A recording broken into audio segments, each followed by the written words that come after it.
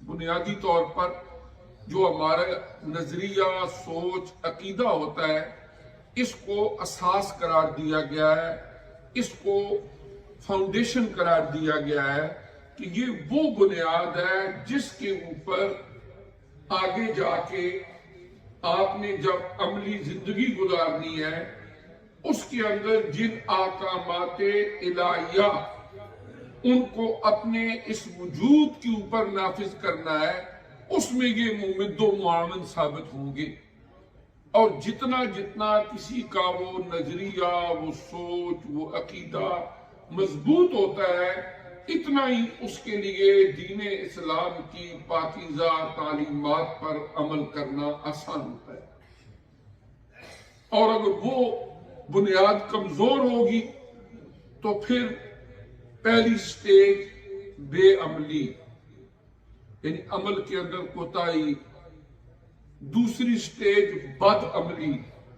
پھر صرف یہ نہیں کہ نیکی کے کاموں میں کوتاہی ہوتی ہے بلکہ جو برائی والے کام ہیں ان میں بھی وہ انوالو ہوگا۔ اور پھر اگلی سٹیج یہ ہوتی ہے کہ بسا اوقات بندہ اس رستے سے بھٹک جاتا ہے اور نیکی کے رستے پہ آنا اس کو بڑا دشوار لگتا ہے، لیکن دوسرے رستے پہ چلنا وہ اس کے لیے آسان اس کو محسوس ہوتا ہے۔ اور اس طرح قرآن پاک نے انسانوں کی جو رہنمائی فرمائی، اور حضور علیہ السلام نے اعلان نبوت کے بعد تقریباً 23 سال کی اس دعوتی جدوجہد کے اندر جو زندگی گزارنے کا ہمیں طریقہ سکھایا، کامیابی اور کامرانی اسی کو فالو کرنے میں ہے۔ اور جہاں تک تعلق ہے چیلنجز کا، وہ یہ کوئی نیا دور نہیں۔ جب حضور علیہ السلام نے نبوت کا اعلان فرمایا تھا، اس وقت سب سے زیادہ چیلنجز تھے۔ آپ دیکھیں نا کہ آپ صلی اللہ علیہ وسلم جب نبوت کا اعلان فرما رہے ہیں، اس وقت آپ اکیلے ہیں، پھر اس کے بعد ایک ایک کر کے سب سے پہلے آپ کی زوجہ محترمہ ام المومنین حضرت سیدہ خدیجہ الکبریٰ رضی اللہ تعالی عنہ ایمان لائیں، پھر اس کے بعد دیگر صحابہ کرام وہ ایمان لاتے گئے، اور اس طرح یہ قافلہ آگے چلتا گیا۔ لیکن اس میں بھی آپ مشکلات کا یہ اندازہ لگائیں، یعنی آج ہم جب گھر بیٹھ کے یا غور و فکر کرتے ہیں، ہم سوچتے ہیں کہ آج ہمارے لیے بہت چیلنجز ہے، کس طرح اسلام کے مطابق زندگی گزارے۔ لیکن جب ہم اسلامی تاریخ کو پچھلے 1400-1500 سال کا جائزہ لیتے ہیں تو یہ آزمائشیں ہر دور میں آئی ہیں، اور قیامت تک ان آزمائشوں کا سامنا رہے گا۔ اور انہی آزمائشوں کے اندر نبرد آزما ہونا اور ان کا مقابلہ کر کے پھر بھی اللہ تبارک و تعالیٰ کے بتائے ہوئے رستے پر اسٹیڈ فاسٹ قائم دائم رہنا، اصل یہی کامیابی ہے جو اللہ تبارک و تعالیٰ نے دنیا کی زندگی کو ایک ٹیسٹ، ایک امتحان قرار دیا ہے۔ اور سورہ الملک کی پہلی آیت کے اندر ہی تبارک الذی بیدہ الملک وہو علی کل شیء قدیر الذی خلق الموت والحیات لیبلوکم ایکم احسن عملا۔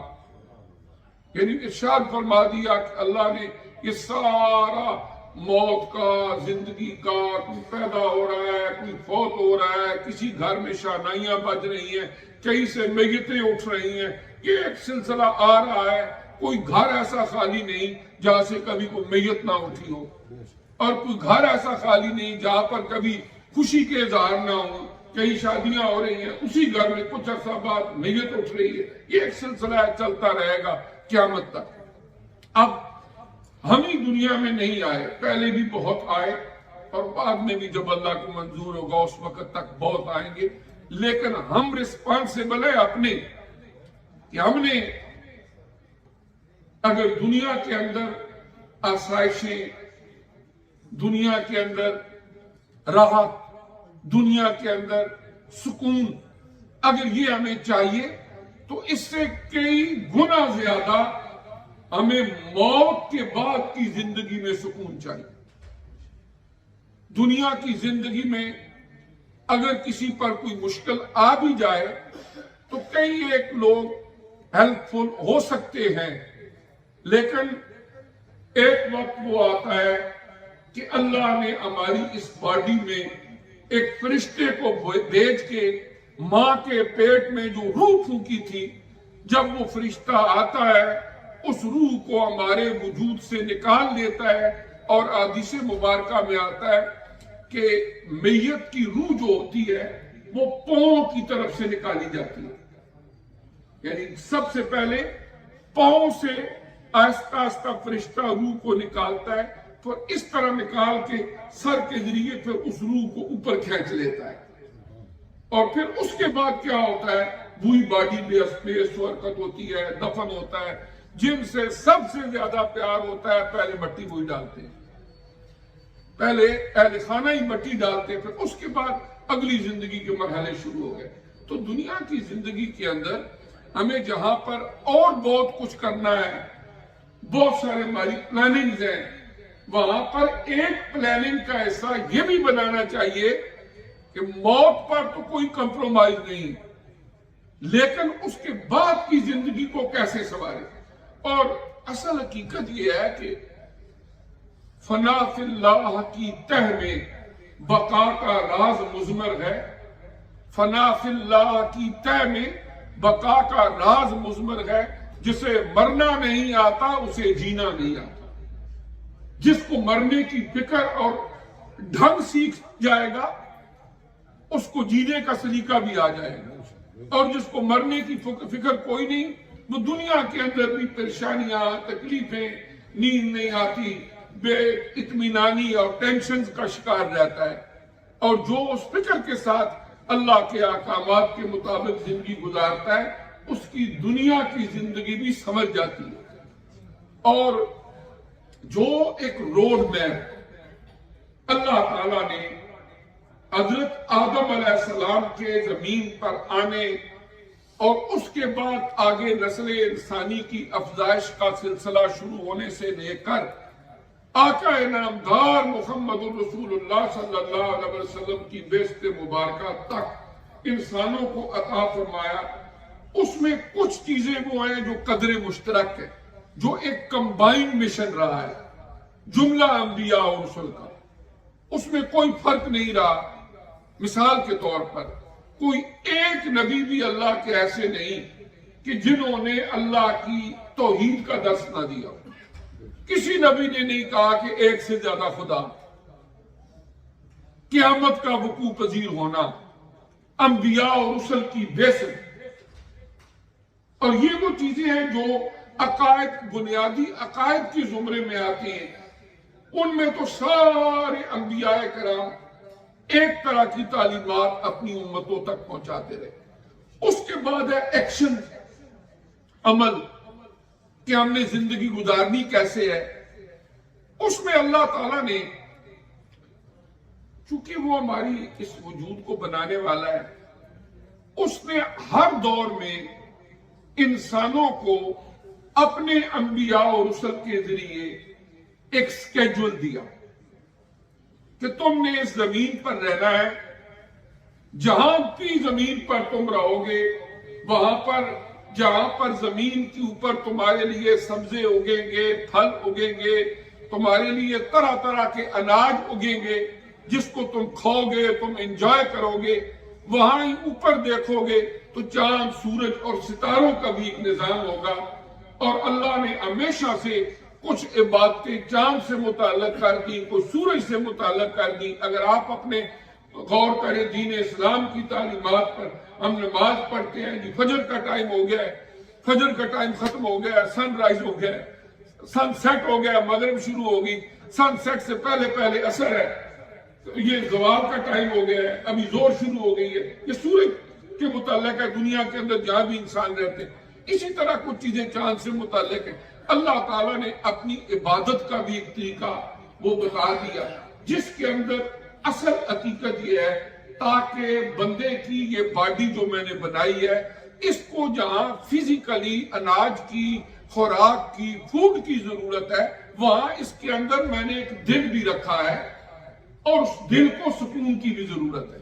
وہ اللہ بہتر جانتا ہے کہ اس دل کو سیٹسفیکشن کی ضرورت ہے، اور وہ اللہ تعالیٰ بہتر جانتے تھے کہ اس کی ضرورت پوری کرنے کے لیے انہیں میرے ساتھ ایک تعلق، ایک رشتہ، ایک لنک اسٹیبلش کرنا پڑے گا، پھر جا کے انہیں وہ سکون ملے گا۔ اس لیے اللہ تعالیٰ نے، آپ دیکھیں نا، مختلف انبیاء کرام کے ادوار کے اندر مختلف عبادات ہوتی رہیں، اپنا اپنا وہ نمازیں بھی پڑھتے رہے، وہ دیگر جو احکامات الہی وہ بھی کرتے رہے۔ قرآن جب ہمیں روزے کا حکم دیتا ہے تو فرماتا ہے اللہ، اے ایمان والو روزے رکھو، تمہارے اوپر فرض کیے گئے جس طرح تم سے پہلی امتوں پر فرض کیے گئے، لعلکم تتقون، تاکہ تم متقی پرہیزگار بن جاؤ۔ پہلی امتوں کو بھی متقی اور پرہیزگار بنانے کے لیے اللہ تعالیٰ نے اس قسم کی عبادات جو ہیں وہ عطا فرمائی۔ اب جو دین اسلام کے اندر جو زندگی گزارنے کے لیے اللہ تعالیٰ نے دو چیزوں کو ہمیں عطا فرمایا کہ ایک تم میرے بندے ہو، اور دوسرا تم اس زمین پر رہنے والے جو دیگر انسان ہیں ان کے فیلوز ہو، ان کے ہم اثر ہو، ان کے ساتھ تم نے زندگی گزارنی ہے۔ ایک مالک ہے تمہارا جس نے تمہیں پیدا کیا ہے، جو تمہیں رزق دیتا ہے، جس نے تمہیں زندگی دی ہے، وہی موت بھی عطا کرے گا، اور اسی نے تمہاری زندگی کا جتنی ڈیوریشن اس ورلڈلی لائف میں ہے اس نے مقرر کر کے ایک بڑے ہی مضبوط اور مربوط نظام کے تحت تمہیں یہاں پر بھیجا ہے۔ اب کیا ہے، تمہارے دو جو تعلق ہے، ایک اللہ کی ذات کے ساتھ اور ایک اللہ کی مخلوق کے ساتھ، ان دونوں طرف دھیان دینا ہے، اور ان کو ہم ان شارٹ کہتے ہیں حقوق اللہ اور حقوق العباد، رائٹس آف اللہ سبحانہ وتعالی and rights of the people. اب جو اللہ تعالیٰ کی حقوق ہے وہ تو ظاہر ہے، اللہ پاک ہمیشہ سے اپنے انبیاء اور رسل کے ذریعے انسانوں کو بتاتا رہا، اور پھر انسانی نیچر اس قسم کی ہے، اس کو ایک سکرپٹ چاہیے، کسی پرنسپل، کسی لا، کسی بائی لا کو انڈرسٹینڈ کرنے کے لیے ایک سکرپٹ سے چاہیے، لیکن بسا اوقات صرف بک سے کوئی بندہ سمجھ نہیں سکتا۔ اگر صرف کتابیں پڑھ کے لوگ بڑے بڑے انسان بن چکے ہوتے تو نہ کسی اسکول کی، نہ کسی کالج کی، نہ کسی یونیورسٹی کی ضرورت تھی، لیکن ان کتابوں کے ساتھ ساتھ پریکٹیکلی اس کے لیے کوئی ایک عملی شیپ کی بھی ضرورت ہوتی ہے کہ جو اس کتاب میں لکھا ہے، جو تھیوری ہے، اس کا انہیں کوئی پریکٹیکل کر کے بھی دکھائے۔ اب اللہ تبارک و تعالیٰ نے ایک طرف صحیفے نازل کیے، ایک طرف کتابیں نازل کی، اللہ نے آخری میسج قرآن عزیز کی صورت میں دیا، تو پھر اس کے بعد جو سکرپٹ قرآن عزیز میں لکھا ہے، اللہ کریم نے اس کی عملی تعبیر آقا انعامدار محمد الرسول اللہ کی زندگی کو قرار دیا۔ قرآن میں فرمایا لَقَدْ كَانَ لَكُمْ فِي رَسُولِ اللَّهِ أُسْوَةٌ حَسَنَةٌ، کہ تمہارے لیے حضور نبی کریم صلی اللہ علیہ وآلہ وسلم کی زندگی میں ایک بہترین نمونہ ہے، کہ جو تو حضرت سیدہ عائشہ صدیقہ رضی اللہ تعالی عنہ، ان سے کس نے پوچھا کیف کان خلق رسول اللہ صلی اللہ علیہ وآلہ وسلم، کہ حضور علیہ السلام کے اخلاق کیسے تھے، تو آپ نے بڑا مختصر جواب دیا کہ کان خلقہ القرآن، کہ کیا آپ نے قرآن نہیں پڑھا؟ اللہ تعالیٰ نے قرآن میں جو کچھ بیان فرمائے ہیں، اعلیٰ اخلاق اور اعلیٰ آداب، یہی نبی کریم علیہ السلام کے وہ اخلاق حسنہ تھے۔ یعنی اس طرح یہ ہے کہ حضور نبی کریم صلی اللہ علیہ وآلہ وسلم نے عملی طور پر ہمیں ایک طرف اللہ کے حقوق بتائے کہ تم نے اللہ کو راضی کیسے کرنا ہے، اس نے تمہاری اوپر وہ کون سی عبادات ہیں جن کو اوبلیگیٹری درجہ دیا ہے، فرض قرار دیا ہے، اور کس طرح تم اللہ تبارک و تعالی کی وہ عبادت کر کے اس کے احکامات کی تعمیل کر کے اس اللہ تبارک و تعالی کو راضی کر سکتے ہو۔ یعنی صحابہ کرام رضوان اللہ تعالی علیہ مجمعین، ان کا ایک وصف قرآن نے بیان فرمایا، رضی اللہ عنہ ورضوا، اللہ ان سے راضی ہو گیا اور وہ اللہ سے راضی ہو گئے۔ اور یہ اللہ سے راضی کرنے کا طریقہ سلیقہ کس نے سکھایا کہ وہ اللہ سے راضی ہو گئے، اللہ ان سے راضی ہو گیا؟ وہ حضور نبی کریم صلی اللہ علیہ وآلہ وسلم کی ان تعلیمات پر عمل کر کے وہ اللہ سے راضی ہو گئے، اللہ ان سے راضی ہو گیا۔ تو اب کیا ہے کہ اللہ تبارک و تعالی نے اپنے حقوق کو بھی بیان فرمایا، لیکن یہ انکمپلیٹ دین ہے۔ اگر کوئی بندہ یہ کہے کہ میں اللہ کی عبادت بہت زیادہ بھی کر لوں، لیکن معاشرے میں رہنے والے دیگر جو اس کے ہیومن فیلوز ہیں، اب دوسرے لوگ ہیں کسی بھی مذہب سے بھی خواہ و تعلق رکھنے والے ہوں، اگر وہ ان کے حقوق کا خیال نہیں رکھتا تو پھر بھی اس کا دین ادھورا ہے۔ بلکہ یہاں تک کہ حدیث میں آتا ہے اللہ کریم غفور الرحیم ہے، علی کل شیء قدیر ہے۔ اپنے حقوق، ہو سکتا ہے ایک بندہ کفر بھی اس نے کیا ہے، بے شمار گناہ کیے ہیں، کبھی گڑ گڑا کے رو کے معافی مانگے، اللہ کریم سارے گناہوں کو معاف فرما دے۔ لیکن بندوں کے معاملے میں اس نے فرمایا ہے کہ جب تک بندہ معاف نہیں کرے گا میں بھی معاف نہیں کروں گا۔ ایک دن نبی کریم علیہ السلام نے اپنے صحابہ اکرام کو فرمایا، کیا تمہیں پتا ہے کہ مفلس اور غریب کون ہوتا ہے؟ آپ نے کوشچن کیا، آپ کو پتا ہے کہ ایک مفلس اور غریب کون ہے؟ تو انہوں نے عرض کیا صحابہ کرام نے، جس بندے کے پاس کچھ نہیں ہوگا، خالیات ہوگا، غریب ہوگا، تنگ دستی میں ہوگا، وہ مفلس ہوگا، غریب ہوگا۔ آپ نے فرمایا کہ بروز قیامت مفلس آپ کو پتا ہے کون شخص ہوگا؟ انہوں نے عرض کی یا رسول اللہ صلی اللہ علیہ وسلم آپ ارشاد فرمائیں اور ہمیں بتائیں کہ اس دن مفلس کون ہوگا؟ تو آپ نے فرمایا ایک ایسا بندہ جو دنیا کی زندگی میں عبادات کرتا رہا، نمازیں پڑھتا رہا، تسبیحات پڑھتا رہا، روزے رکھتا رہا، حج عمرے کرتا رہا، بڑی اس نے عبادات کی، اور اس کے نامہ اعمال کے اندر بہت ساری عبادات ہوں گی، لیکن آن ادر ہینڈ اس نے اپنے معاملات میں خرابی کی وجہ سے دوسروں کے حق تلفی کی ہوگی، ان کا مال کھایا ہوگا، لوگوں سے بد اخلاقی کی ہوگی۔ مثال کے طور پر جو حقوق العباد کا ایک پورا چینل ہے کہ ایک اگر بندہ اس کی اولاد ہے، اولاد کے حقوق ہیں، اور والدین کے حقوق ہیں، بیوی کے حقوق ہیں، خامند کے حقوق ہیں، مالدار کے حقوق ہیں، استاد کے حقوق ہیں، ایک آدمی کی جاب کرتا ہے وہاں پر جو اس کا باس ہے اس کے حقوق ہے، پھر اس کے اپنے حقوق ہیں، یعنی ایک کے جو رائٹس ہوتے ہیں وہ آٹومیٹکلی دوسرے کی ڈیوٹی بن جاتی ہے۔ مثال کے طور پر ماں باپ کی فرما برداری یہ کرنا اولاد کا فرض ہے، لیکن یہ ماں باپ کا رائٹ بن گیا۔ اولاد کی اچھی تعلیم و تربیت، انہیں اچھا انسان بنانا، اپنی طرف سے ٹرائی یور بیسٹ، یہ اولاد کا حق ہے، اور یہی ماں باپ کی ڈیوٹی بن جاتی ہے۔ جو کسی کا رائٹ ہوتا ہے وہ آٹومیٹکلی دوسرے کی ڈیوٹی ہوتی ہے۔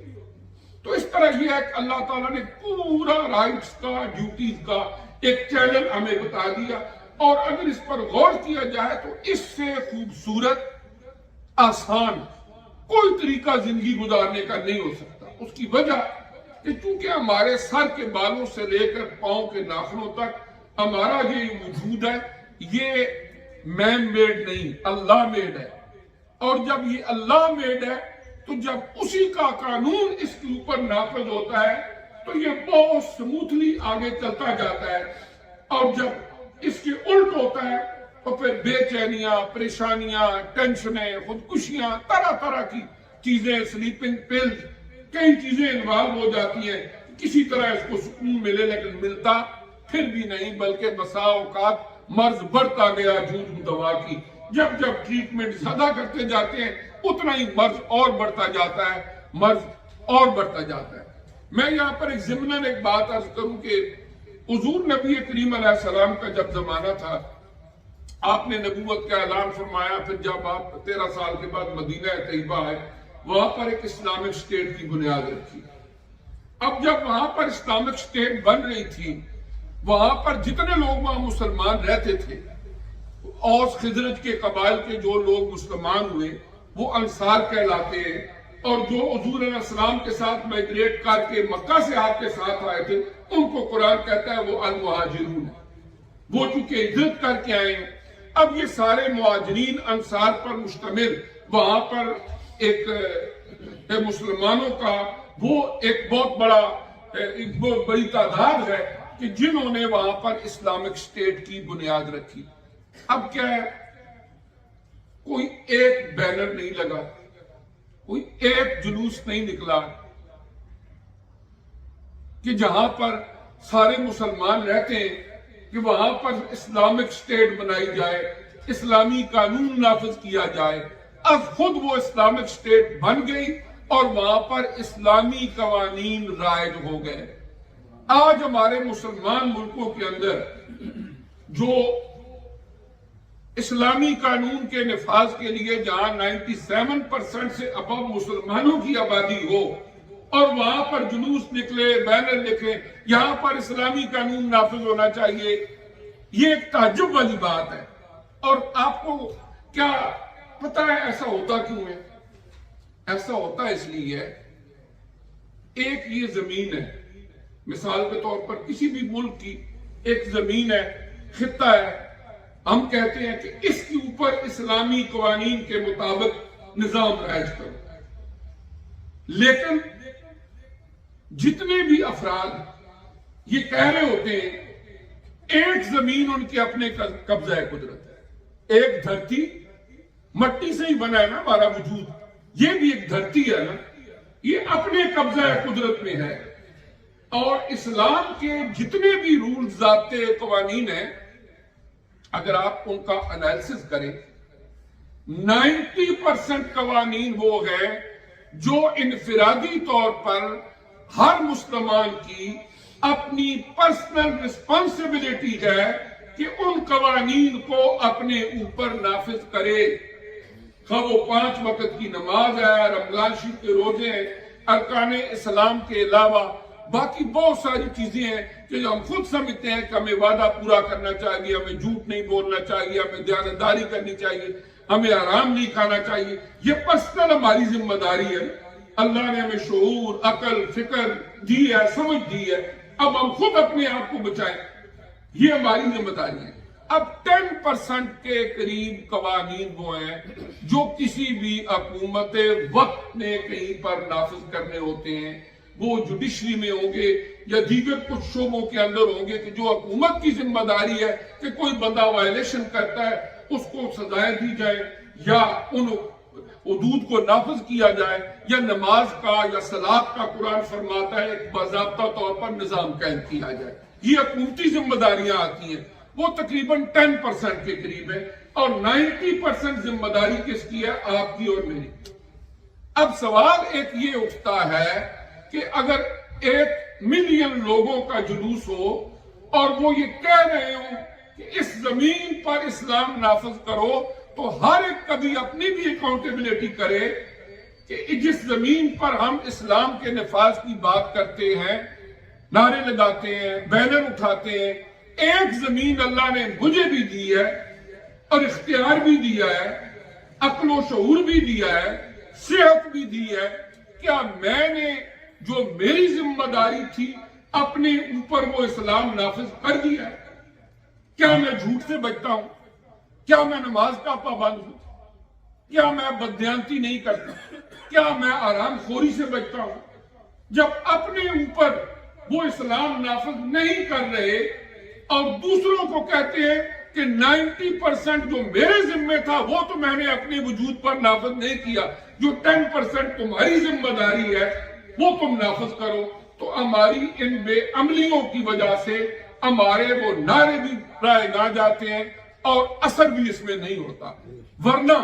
بات یہ ہے کہ مدینہ طیبہ میں جو ریاست بنی تھی وہ کیا تھا کہ جو مسلمان تھا وہ یہ نہیں تھا کہ کسی ملمہ سازی کا شکار ہو یا پارٹ ٹائم مسلمان ہو۔ یا آپ جابز کرتے ہیں نا، کوئی بندہ پارٹ ٹائم کرتا ہے کوئی فل ٹائم کرتا ہے، اسلام پارٹ ٹائم ہے ہی نہیں۔ مثلا ابھی ہم یہاں بیٹھے ہیں، باہر سے ایک بندہ آ جاتا ہے، مجھے کہتا ہے جی مجھے کلمہ پڑھاؤ، میں غیر مسلم ہوں، میں ریورٹ ہونا چاہتا ہوں، کنورٹ ہونا چاہتا ہوں اسلام کے لیے، اور وہ ایک کنڈیشن رکھتا ہے کہ پلیز وقتی طور پر مجھے پارٹ ٹائم مسلمان بنا دو اور کچھ وقت کے بعد پھر میں فل ٹائم مسلمان بن جاؤں گا۔ Is it possible? کیا میں اس کو پارٹ ٹائم مسلمان بنا سکتا ہوں؟ نہیں۔ ادخلوا فی السلم کافہ، ویری سمپل، اور بہت اللہ کریم نے اہمیت کے ہمیں حکم دیا کہ اسلام میں پورے کے پورے داخل ہو جاؤ۔ اگر کوئی غیر مسلم پارٹ ٹائم مسلمان بنے تو ہم اس کو مسلمان نہیں بنا سکتے، تو جو بائی برتھ مسلمان ہے وہ کیسے اپنے بارے میں گمان کر لیتے ہیں، کنسیڈر کر لیتے ہیں کہ چلو میں پارٹ ٹائم مسلمان بن جاتا ہوں اور فل ٹائم کا میرے پاس ٹائم نہیں ہے۔ لیکن موت کا ایک وقت مقرر ہے۔ اللہ کے حضور وہاں پر یہ نہیں دیکھا جاتا کہ یہ کیا تھا اور کیا نہیں تھا، دنیا میں باقی للے تللے سارے ہو جاتے ہیں، لیکن جب اسلام کی دین کی عمل کی بات آئے تو وہاں پر حرام حلال کی بات آئے تو وہاں پر بندہ سوچے چلو میں نے نماز تو پڑھی ہے نا، یہ تھوڑا سا کر لیا ہے تو کوئی بات نہیں، اس کو کوئی بیلنس مکس میچ کر لے، یہ بات نہیں ہے۔ بات یہ ہے کہ پارٹ ٹائم مسلمان کا کوئی کنسپٹ اسلام میں نہیں، اور حضور علیہ السلام کے زمانے میں جتنے بھی مسلمان تھے کیونکہ وہ فل ٹائم مسلمان تھے، بلکہ صحابہ کرام اور تابعین کے دور میں بھی اکی دکی کوئی آپ کو مسائل ملے گی کہ بندہ مسلمان ہو اور نماز نہ پڑھے، ایسی آپ کو مثال ہی کوئی نہیں ملے گی کہ بندہ ڈکلیئر کرے آئی ایم مسلم اور اس کے بعد وہ 5 وقت کی نماز کا بھی پابند نہ ہو۔ یعنی یہ ایک بہت ہی عجیب و غریب ہمارے ہاں کنسپٹ اور یہ چیزیں ہیں، اور آج بھی ہماری پناہ، آج بھی ہماری نجات، آج بھی ہمارا سکون اسی میں ہے کہ ہم پہلے اپنے من میں ڈوب کر پا جا سراغ زندگی، تو اگر میرا